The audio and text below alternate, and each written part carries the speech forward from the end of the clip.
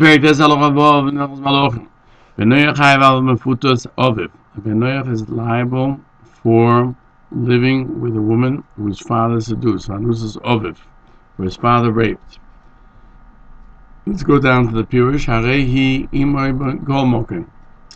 It is his mother. In any case, he says that what's forbidden for Benoach means his father's seducee or woman that his father raped, even though it's not his father's wife, because his father raped her and he was born from that. Then he's forbidden in her. Now the Peirush HaMeir discusses, how do I know that he's only liable by seduction and not because of the wife of his father? Why does he have to come to that reasoning? It's his father's wife. And he says in Yerushalmi that Benoach acquires his wife with relationship, even if he didn't intend to do so. Probably it says only his father's. If he raped her, he should not consider it his wife because he didn't want to acquire her. However, if he seduced her, she agreed, even if she's not his mother, he would be liable because it's his father's wife. He discusses this also in the Nivus Chinuch. Here he clarifies that he's liable because by the 7th Bnei Noach, their warning is the death penalty. Therefore, the son of Ben Noach is liable for the death penalty if he lives with a woman who was seduced by his father. He's liable. He's liable for his father's wife. Even after the father dies, we learned in previous Halacha. The Gemara question, why going to Rabbi Akiva? Do you need a special sentence for a posuk verse to tell you that he's liable for his father's wife? And he answers that after death, it's still forbidden. Therefore, the Rambam says he's liable even after death of his father. Hilchos Yesodei HaTorah questions about Halacha. He wrote he's liable on his father's wife. What's he adding here? So he's talking here after the death of his father. Otherwise, he's liable because it's his father's wife. And why does he double it up? The Rambam says he's liable for his father's wife, means he gets a death penalty. The Achonim prove from this that Ben Noach we go according to the majority. Because how do you know it's his father's wife? He was born from his father. What is his? How do you know it's his father? By a Jew, how do you know it's a father? In Chum 11a, we learn from the pasuk you go after the majority of relationships. And since Ben Noach is liable on Eishes Aviv, therefore we are not concerned. Maybe it's not his father. We say the majority of the relationships is what caused him to be born, and therefore it is his father. And the goy is liable for relations with a male, whether he's a minor, minor or adult. And an animal, whether the animal is an animal even by a woman, I guess, whether she's adult or not. And he himself is killed. If somebody penetrated an animal, he is not. You don't kill the animal. The only time we find that the animal has to be killed is when a Jew has such a relationship, bestiality.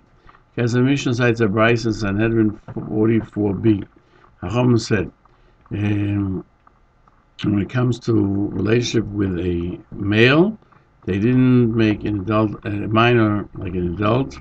By Behema, they didn't make it. And Rav, we learned that this is the rule. The by Zohar, they did not make the relationship with somebody under 10 like a Ben Tesha. He's not liable if he had a relationship with a male that's not 10 years old. And he adds, maybe the intent of the Rambam is to make a equivalency between a non-Jew and Yisrael regarding a male, that the same way that they made by Behemo there's no difference. He's liable on a male, whether he's a minor or adult. That means under the age of 13, and adult means above 13. So if that's the case, he's liable on homosexuality, whether it's a minor or an adult. He's not chayiv on somebody who's less than 9 years old. Or it could be, and even though regarding a relationship with an animal, the din of Benoach is equivalent to Yisrael, but by a male, the law is different. Benoach is liable when he has a relationship with a male who is less than 9. And if this is his intent, we have to know where did he learn this from. The Radvaz says simply, the Radvaz says that the intent of the Rambam, that Yisrael is liable only when he has a relationship with a male who's 9 years old in one day, like in Sanhedrin, and like he writes in Hilchos Forbiddennesses, and a Benoach is liable even if he comes on a male who's less than 9. He explains the reasoning. By Yisrael it says a male you should not have a relationship, and since somebody who's less than 9 is not a full male yet, therefore you're not liable. But Benoach it says and that means not with somebody who's not a woman. Therefore, if he has a relationship with a male, even if he's less than 9, he is liable for the death penalty. Explain that since there's a difference between Benoach and Yisrael, therefore the Jew is liable on a relationship with a Zochar when he is 9 years old in one day. Above that, and since of Benoach, there's no measure, there's no measures giving. Therefore, he's liable even on less than 9. An animal, whether it's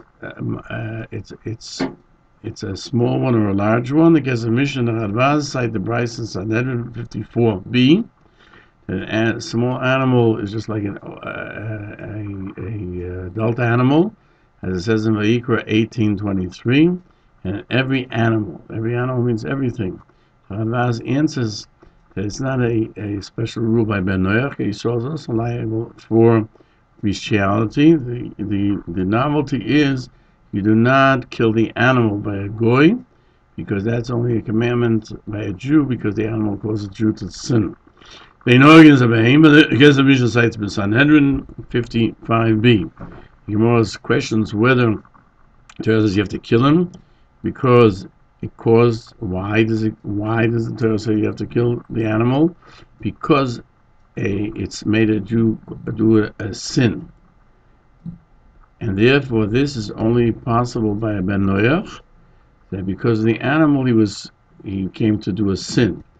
Or you kill the animal because of the fact that it's an embarrassment for the animal to remain alive, and they'll say this is the one that the animal that caused so and so to be stoned for bestiality. And a Benoach, it doesn't become embarrassed for this. Therefore, even we do not care. We're not concerned about his embarrassment. The Gemara doesn't prove its point. The Rambam codifies the Halacha. Because of doubt, we don't kill the animal. Mishal Melech says, in a situation where there's doubt, we don't kill the Benoach either, because even an animal we don't kill from suffix. That he learns from this. In a situation where we're not sure, you don't kill him. But the Bach says, by an animal that is thrown, cause the goy to have a relationship with it, what would be the law today? At the end, he questions, why does the Rambam codify the Halacha that the animal's not killed, not like Rav Sheshes, who learned that it was concluded, and there's no one who disagrees with him. And he answers that he understands the Gemara like the first explanation of Rashi there, or he has a different text in the Gemara. And he concludes it's not, there's no sense to argue with the Rambam. Still, the Bach says, The halacha is more stringent that the animal that was that a goy had a relationship to it, and you should not slaughter it and eat it. You should rather sell it because it's forbidden to eat even today. On the question of the Bach, Chacham Tzvi answers that in addition to what many wrote, that the sugya would seem that we did not conclude what the halacha is, like the Kesef Mishnah says. You can answer that the Rambam is the opinion that by Rebbe disagree on Rav Sheshes, and therefore he does not agree with Rav Sheshes. Also in Tshuvas Yad Eliyahu,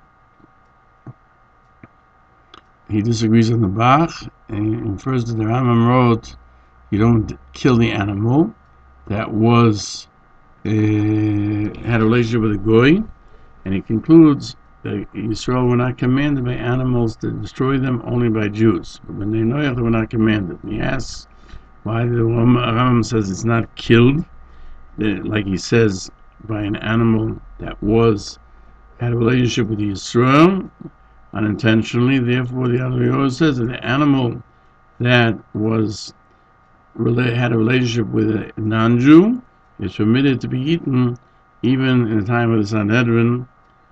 The exact opposite of what the Bach says as far as eating the meat. According to him, it's not because this is a question that wasn't decided, that the Rambam codified the halacha that's not killed, but rather because we are not commanded to kill an animal that had a relationship with a goy.